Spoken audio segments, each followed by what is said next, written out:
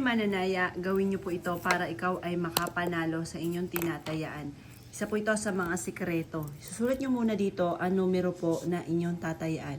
Sample lang ito, 5, 7, 25. Halimbawa yung numero na alaga ninyo, yun po isusulat ninyo. 43 at 35. Yan. Sabihin niyo po dito ang inyong pangalan. Ako si Apple Pagyo, mananalo ako ng jackpot. Pagkatapos, ito yung victory sign mga bossing. Ito yung victory sign. Sulat niyo siyang ganyan. Pwede niyo siyang isulat. Arrow po sign, yan po yung victory sign. Sulat niyo po siya kahit saan. Halimbawa, sulat nyo sa pintuan, kung gusto nyo kayo maging matagumpay ang lahat ng miyembro ng pamilya.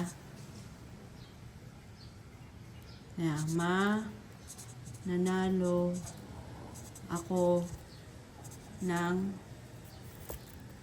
sulat po dito, jackpot.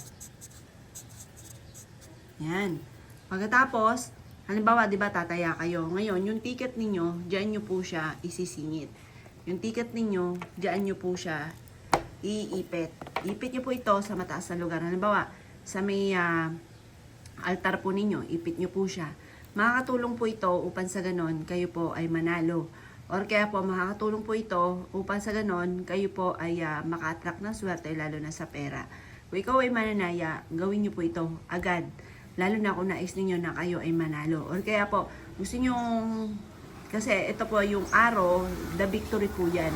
Halimbawa, ang inyong anak ay gusto nyo nangunguna lagi sa klase, matanggap sa trabaho, ito po yun. Ito yung isusulat nyo sa kwarto po niya. Araw, papasok. Yan po yan. O kaya po, halimbawa, ikaw po ay may nag-aahente ng lupa. Doon sa lupa na inaahente ninyo, lalagyan nyo siya ng araw. Huwag nyo na lalagyan ng pangalan ninyo ha. Hindi pwede nilalagyan yung lupa or kaya po yung semento ng pangalan. Diyan lang yan sa papel. Ngayon, ito yung arrow ang ilalagay niyo. Ang importante, nakapagsulat ka ng sign ng arrow. Kasi yung sign ng arrow, the victory po yan. Yan po ay pagpapatagumpay sa mga pangarap po natin. Yan yung the victory. Yan. Kahit ano man po yan, basta ang usapin ng tagumpay, ito ang isa sa mga pinaka-the best na isusulat po natin. Yan. Kaya kung gagawa ka ng ganitong mga pamamaraan, ay siya mga boss, good luck po sa inyo po lahat.